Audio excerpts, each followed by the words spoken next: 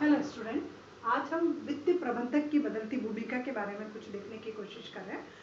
तो आज अभी मैं आपको फाइनेंशियल मैनेजमेंट जो है आपका एक सब्जेक्ट है वित्तीय प्रबंध, एटलीस्ट उसके कुछ टॉपिक पर लेक्चर्स देने की कोशिश कर रही हूँ। तो फर्स्ट ऑफ ऑल मैं आपको ये बताना चाहती हूँ कि वित्त क्या होता है। तो वित्त किसी भी व्यवसाय का एक मूलाधार है, बेस है। बिना वित्त के किसी भी व्यवसायिक गतिविधि का संचालन करना बहुत ज़्यादा मुश्किल हो जाता है। तो फाइनेंस जो है वो बेस है हमारी किसी भी बिजनेस एक्टिविटीज़ का, and without finance we can not operate any types of business activities और इकोनॉमिक एक्टिविटी। फाइनेंस के बिना हम किसी भी प्रकार की कोई बिजनेस एक्टिविटी जो है वो सक्सेसफुली रनिंग नहीं कर सकते हैं। ऑलमोस्ट फाइनेंस के वेरियस टाइप्स होते हैं, डिफरेंट टाइप्स के होते हैं। तो वित्त के प्रकार जो है वो विभिन्न प्रकार के होते हैं, लेकिन आपको कुछ एक प्रकारों को ध्यान देखना। फॉर एग्जाम्पल कि जैसे सार्वजनिक वित्त क्या होता है, निजी वित्त क्या होता है, what is public finance and what is private finance. तो सार्वजनिक वित्त का मतलब होता है जिस वित्त की व्यवस्था सरकारी संस्थाओं द्वारा की जाती हो, सरकारी संस्थाओं के लिए की जाती हो, वो सार्वजनिक वित्त कहलाता है। और निजी वित्त का मतलब होता है जिस वित्त की व्यवस्था निजी संस्थाओं द्वारा निजी व्यक्तियों संस्थाओं के लिए की जाती है वो निजी वित्त कहलाता है। तो फाइनेंस को कलेक्ट करने के लिए, फाइनेंस के सुपरविजन के लिए रियल में जो पावरफुल सब्जेक्ट है वो है फाइनेंशियल मैनेजमेंट। पावरफुल पर्सन है वो है वित्तीय प्रबंधक और उसका पूरा स्टाफ। तो रियल में देखना यह है कि वित्तीय प्रबंधक क्या होता है और वित्तीय प्रबंध क्या है। तो वित्त को जो मैनेज करते हैं हम कि कहाँ कहाँ से प्राप्त करना है, किस किस सोर्सेज से करना है, कितनी कितनी मात्रा में करना है, तो वो कहलाता है वित्तीय प्रबंध। और जो पर्टिकुलर जो पर्सन इस फाइनेंस को मैनेज करने के काम में लगा हुआ रहता है वो कहलाता है फाइनेंशियल मैनेजर। और जिस में अपन इसका अध्ययन कहलाते हैं वो कहलाता है वित्तीय प्रबंध। तो वित्तीय प्रबंध दो बातें हो गई। अब आप सोचोगे वित्त का प्रबंध और वित्तीय प्रबंध। तो वित्त का प्रबंध आपकी एक एक्टिविटी है, वित्तीय प्रबंध आपका एक सब्जेक्ट है, और वित्तीय प्रबंधक एक पर्टिकुलर पर्सन है। तो ये सब चीज़ें अलग अलग होती है, कई बार बहुत ज़्यादा कंफ्यूजन पैदा कर देती है। तो रिसेंट टाइम में हमें यह देखना है कि वित्त प्रबंधक की भूमिका क्या है, कैसे इसका जो रोल है वो चेंज हो रहा है। देन यहाँ पर हम जो देख रहे हैं वो देख रहे हैं फाइनेंशियल मैनेजर जो है आपका, एटलीस्ट उसका क्या रोल है वो आपको यहाँ पर अभी एक्सप्लेन किया जाएगा। तो वित्तीय प्रबंधक जो होता है वो फाइनेंस को मैनेज करने वाला पर्टिकुलर पर्सन होता है। उसका अपॉइंटमेंट किया जाता है, वेल क्वालिफिकेशन होना इसके लिए ज़रूरी है, वेल क्वालिफाइड पर्सन होना ज़रूरी है, आप में योग्यता है, वो वित्त की कहीं ना कहीं आपकी कोई ना कोई जो है आपकी डिग्री एटलीस्ट वो फाइनेंस से रिलेटेड होना कंपलसरी है, तभी आप किसी फर्म में एक वित्तीय प्रबंधक की पोस्ट पर जो है वो अपॉइंट हो पाओगे। अब यह है कि वित्तीय प्रबंधक जो होता है उसका वित्तीय प्रबंध में महत्वपूर्ण स्थान है। इट मीन्स एक पर्टिकुलर काम है आपका वित्तीय प्रबंध। क्या काम है आपका? वित्त प्रबंध।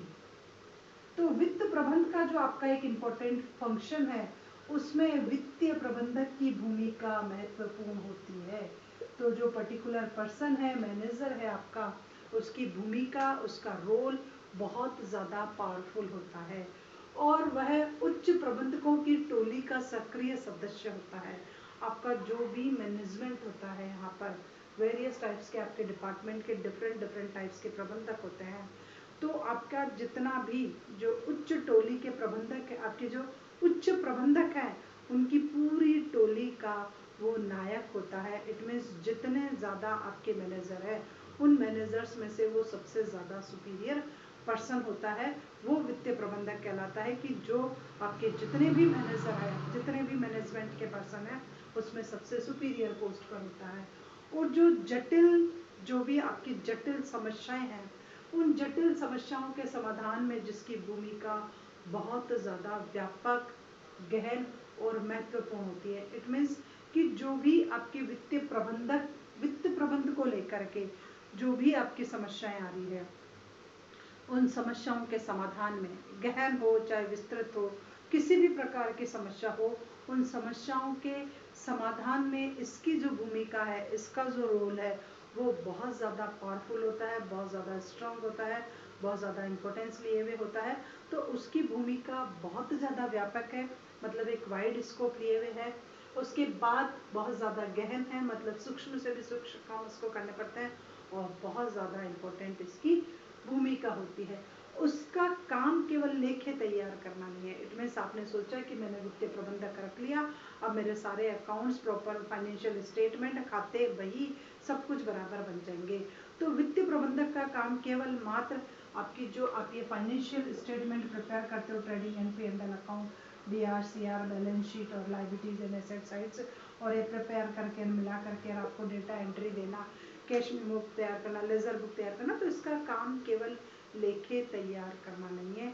आपने सोचा कि मैंने वित्तीय प्रबंधक रख लिया तो सारे अकाउंटिंग काम हो जाएंगे, तो लेखे तैयार नहीं है, केवल प्रतिवेदन और कोष प्राप्त करने तक ही सीमित नहीं है कि वो केवल लेखे तैयार करेगा, रिपोर्ट बना करके देगा और कोष प्राप्त करेगा, फंड लेकर के आएगा, यहीं तक इसका काम सीमित नहीं है। उसका काम जो है वो इससे भी आगे है, कहीं और महत्वपूर्ण ज़्यादा कार्य इसको करने पड़ते हैं। आप केवल अकाउंटिंग के लिए, आप केवल मात्र लास्ट की जो आपकी रिपोर्ट बनानी है उस रिपोर्ट के लिए, या कोष कहाँ से प्राप्त करने, फर्म को कैपिटल कहाँ से लानी है, फंड कहाँ से लाना है, उसके लिए आप वित्तीय प्रबंधक को अपॉइंट नहीं करते हो। वर्तमान में उपक्रम के भाग्य को निश्चित रूप देने के लिए जिम्मेदार है। एटलीस्ट ऐसा माना जाता है कि रिसेंट टाइम में आपके बिजनेस का जो भी फ्यूचर होगा, it is totally depend upon financial manager, कि वो आपके व्यवसाय के भविष्य का निर्माता है। ऐसा माना जाता है कि वित्तीय प्रबंधक जो है एटलीस्ट उसी पर आपके उपक्रम का भाग्य निश्चित है। अगर वो बहुत पावरफुल है, बहुत एक्टिव है, बहुत स्ट्रॉन्ग है, वेल क्वालिफाइड है, वेल नॉलेजेबल है, तो आपके उपक्रम का जो भविष्य है, जो फ्यूचर है, वो एकदम ब्राइट होगा।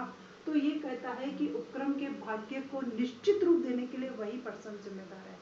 इट मीन्स वही रेस्पॉन्सिबल है, उसकी रेस्पॉन्सिबिलिटी है कि वो आपके बिजनेस का फ्यूचर जो है वो डिसाइड करे, और इसके लिए उसके कार्य और दायित्व बढ़ रहे हैं।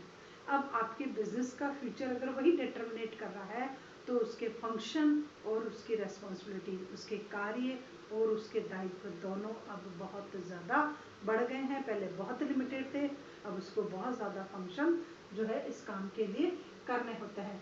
वह व्यवसाय के कोषों का उचित प्रयोग करके उसके निर्णय से दूरगामी स्वभाव उत्पन्न होते हैं। अब वो क्या करेगा, जो भी आपने बिजनेस में जो भी फंड कलेक्ट किया है, उसी ने किया, आपने नहीं किया, वित्तीय प्रबंधक ने ही आप क्या फंड कलेक्ट किया, इक्विटी शेयर से किया, प्रेफरेंस शेयर से किया, डिवेंचर से किया, लोन से किया हो, कहीं और से कुछ लेकर के आया हो, तो वो जो भी फंड लेकर के आता है, उन कोषों का उचित प्रयोग करना उसकी जिम्मेदारी है कि वो देखे कि उनका प्रॉपर यूटिलाइजेशन हो रहा है या नहीं हो रहा है, जहाँ जितनी रिक्वायरमेंट है उतना फंड जा रहा है या नहीं जा रहा है, और उसके निर्णय से दूरगामी प्रभाव उत्पन्न होते हैं। ऐसा माना जाता है कि जो वित्तीय प्रबंधक है वो जो भी डिसीजन लेता है, उसके डिसीजन के आफ्टर लॉन्ग ईयर तक बहुत ज़्यादा इफेक्टिव जो है, जो प्रभाव जो है वो बहुत ज़्यादा उत्पन्न होते हैं।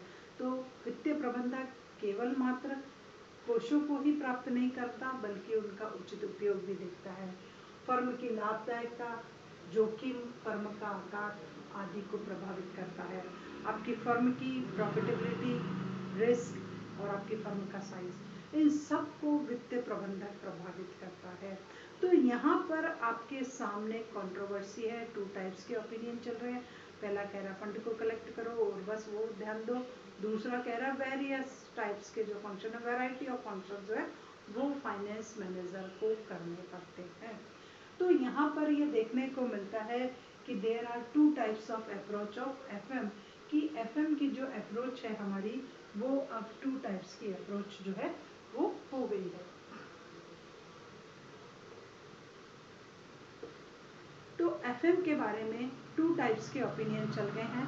फर्स्ट है आपका ट्रेडिशनल अप्रोच और सेकंड इज आपका मॉडर्न अप्रोच। तो जो आपकी परंपरागत विचारधारा है, वो परंपरागत विचारधारा 19 से सेंचुरी से आपके स्टार्ट हुई और 1950 तक सक्सेसफुली ऑपरेट होती गई, लोग वही मानते थे। तो 1900 से लेकर के 1950 तक किसी प्रकार का कोई ज़्यादा मॉडर्नाइजेशन नहीं आया, कोई ज़्यादा प्रॉब्लम्स क्रिएट नहीं हुई, कोई स्पेशल सिचुएशन नहीं आई। एक पर्टिकुलर छोटे छोटे स्मॉल लेवल पर बिजनेस होता था, काम चला जाता था, एक आध पर्सन को रख लिया जाता था, वही फाइनेंशियल मैनेजर का काम कर लेता था, वही अकाउंटिंग का काम कर लेता था। तो ट्रेडिशनल अप्रोच ये कह रही है कि एफएम जो है, आपने अगर किसी फर्म में, तो सबसे पहले 1900 से लेकर के 1950 तक ये विचारधारा चली, और इस विचारधारा के अनुसार वित्तीय प्रबंधक का कार्य केवल मात्र कोषों का संग्रहण और प्रशासन करना, केवल मात्र सबसे पहले तो कोषों का संग्रहण करना है। जो हमारी परंपरागत विचारधारा है वो ये कहती है कि किसी भी फर्म में आपने अगर वित्तीय प्रबंधक रखा है तो उसका मेन जो फंक्शन है वो यही है कि वो केवल मात्र फंड को कलेक्ट करे। और ये फंड को कलेक्ट करना कब स्पेशल हो जाता है, जब कोई स्पेशल इवेंट उस फर्म में आ जाता है या क्रिएट हो जाता है।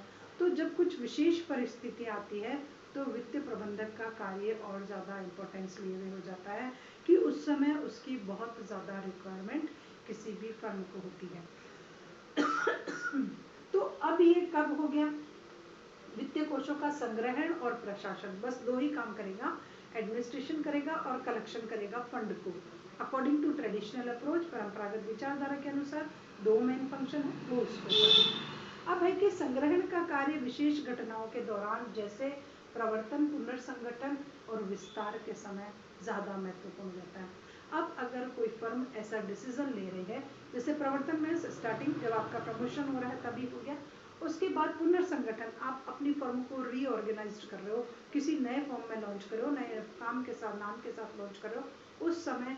और उसके बाद हो गया विस्तार की, आपका एक्सपेंशन हो रहा है, नई यूनिट लग गई, नया प्लांट लग गया, नई मशीनरी लग गई, नई बिल्डिंग बन गई, तो उस समय उसका काम जो है वो और ज़्यादा जो है महत्वपूर्ण हो जाता है।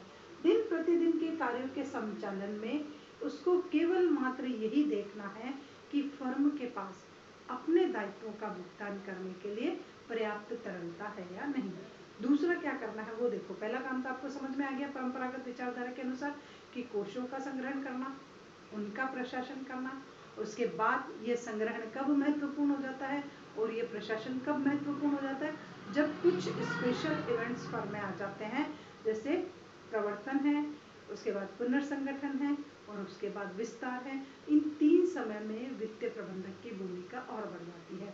उसके बाद आपको ये कह रहा है कि दिन प्रतिदिन के कार्यों का संचालन करने के लिए के संबंध में ये देखना और ज़्यादा महत्वपूर्ण हो जाता है कि दायित्वों का भुगतान करने के लिए पर्याप्त तरलता है या नहीं।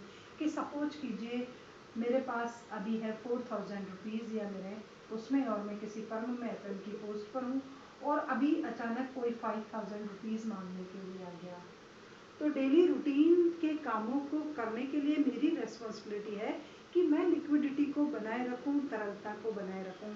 तो एफएम का काम है कि दिन प्रतिदिन के जो भी काम होते हैं ऑलमोस्ट हमें पता होता है डेली रूटीन के कौन से फंक्शन है, डेली रूटीन के कौन सा एक्सपेंडिचर है। तो दिन प्रतिदिन के खर्चों को उसको एडजस्ट करके चलना पड़ेगा, उसको मैनेज रखना पड़ेगा, पर्याप्त तरलता बनाए रखनी पड़ेगी। तो दिन प्रतिदिन के कार्यों के संचालन के लिए या दायित्वों का भुगतान करने के लिए पर्याप्त फर्म में तरलता रहे, ये देखना भी उसका काम है कि फर्म में लिक्विडिटी मेंटेन हो रही है या नहीं हो रही है। अगर लिक्विडिटी नहीं है तो फर्म अपने कमिटमेंट को पूरा नहीं कर पाएगी। उसके बाद ये है कि कोषों के आवंटन का उसको अधिकार नहीं है। दूसरी बात, अकॉर्डिंग टू ट्रेडिशनल अप्रोच की he has no right to allocation the fund, उसको कोषों को वापस आवंटित करने का राइट नहीं है। कि अगर डिफरेंट टाइप्स के डिपार्टमेंट है, आपका प्रोडक्शन डिपार्टमेंट है, पैकिंग डिपार्टमेंट है, परचेजिंग डिपार्टमेंट है, तो उसको राइट नहीं है कि वो इनको रिसोर्सेज को डिस्ट्रीब्यूट करे, ये डिसीजन वो नहीं लेगा, ये डिसीजन कुछ अन्य लोगों के द्वारा लिया जाएगा। अकॉर्डिंग टू ट्रेडिशनल अप्रोच आप केवल फंड को ला रहे हो, बस अलोकेशन कैसा करना है ये डिसीजन जो अदर आपके और मैनेजमेंट के पर्सन हैं एटलीस्ट उनके द्वारा लिया जाएगा। तो उसको अधिकार नहीं है। हाँ, किन किन सूत्रों से तथा किन किन शर्तों पर एकत्रित किया जाए ये देखना उसका अधिकार है। तो दूसरी बात उसका राइट क्या है कि किन किन शर्तों पर लिया जा रहा है। एक तो आपको ये देखना पड़ेगा कि अगर मैं बॉन्ड इश्यू कर रही हूँ तो बॉन्ड की जो है मेरी वो क्या रहेगी, मैच्योरिटी डेट और क्या प्राइस रहेगा। अगर मैं डिवेंचर इशू करवा रही हूँ तो ये देखना कि कितने % इंटरेस्ट पे है। अगर मैं कहीं से लोन ला रही हूँ तो ये देखना कि इसकी ब्याज दर क्या है। तो आपने फंड किन किन सोर्सेज से कलेक्ट किया, पहली बात आप ये देख लो।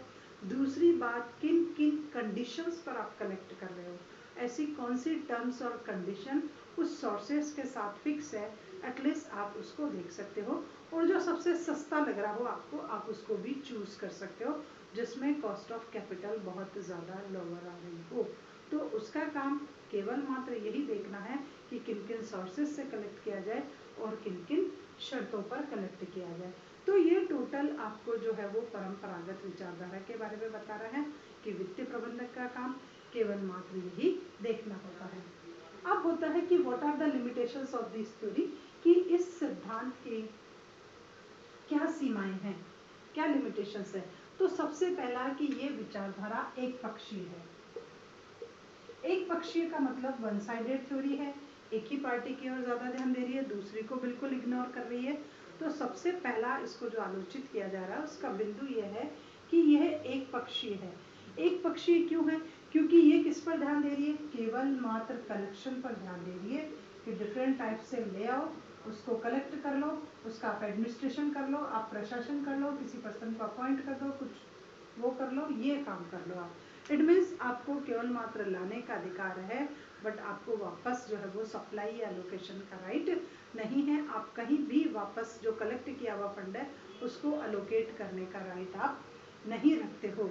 तो यहाँ पर यह कहा जाता है कि वित्तीय प्रबंधक जो है वो केवल मात्र फंड को कलेक्ट करने के लिए रेस्पॉन्सिबल होता है और उसका प्रशासन पर उसको ध्यान देना है कि कौन सा एडमिनिस्ट्रेशन अपॉइंट करना है, बट उसके उपयोग की उपेक्षा है, आप उसका यूटिलाइजेशन नहीं कर सकते।